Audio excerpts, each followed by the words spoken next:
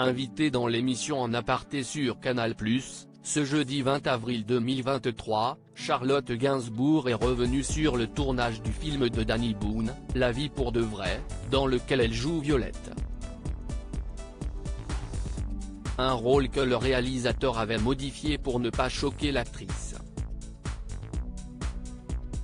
Une vie pleine de rebondissements.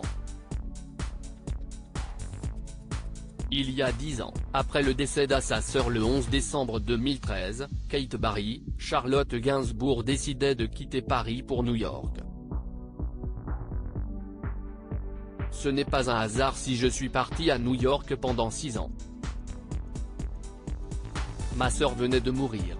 Je n'y arrivais plus. C'était pour moi la seule solution.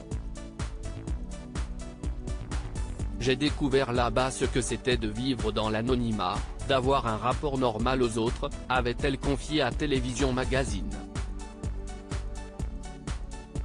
En 2020, en pleine pandémie mondiale du Covid-19, elle décidait de rentrer en France pour des raisons personnelles et familiales. En avril, New York était devenue cette ville déserte, de fin du monde, et j'ai eu un mouvement de panique. Je me suis dit, assez de vivre tous séparés, j'ai besoin d'être avec Yvan, mon fils, ma mère, la mère d'Yvan racontait-elle à Madame Figaro, rappelant ainsi qu'elle s'est sentie coupable d'avoir tout plaqué. Si l'actrice de 51 ans avait quitté la capitale, avec ses 2 filles, pour les États-Unis, elle n'avait pas pour autant mis sa carrière entre parenthèses, bien au contraire. En effet, Charlotte Gainsbourg a enchaîné les films à succès et le dernier en date, qui a tout pour plaire au public, est sorti en salle ce mercredi 19 avril 2023. Il s'agit du long-métrage réalisé par Danny Boone, La vie pour de vrai, et dans lequel elle donne la réplique, chaudement, à Kad Merad. Quand Danny Boone a peur de choquer Charlotte Gainsbourg.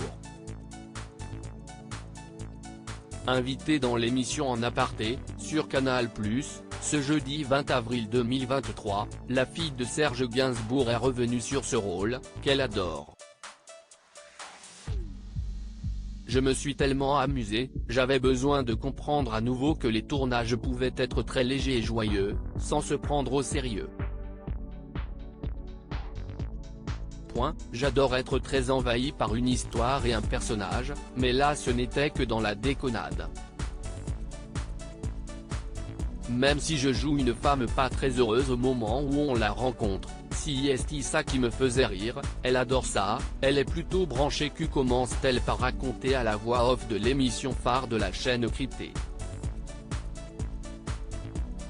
Mais pour qu'elle soit vraiment dans le personnage de Roxane, elle explique également la petite faveur qu'elle a dû demander à Danny Boone, le côté extrême là-dedans, j'ai demandé à Danny s'il pouvait forcer le trait et il l'a fait très gentiment parce qu'apparemment il l'avait déjà fait et enlevé pensant me choquer.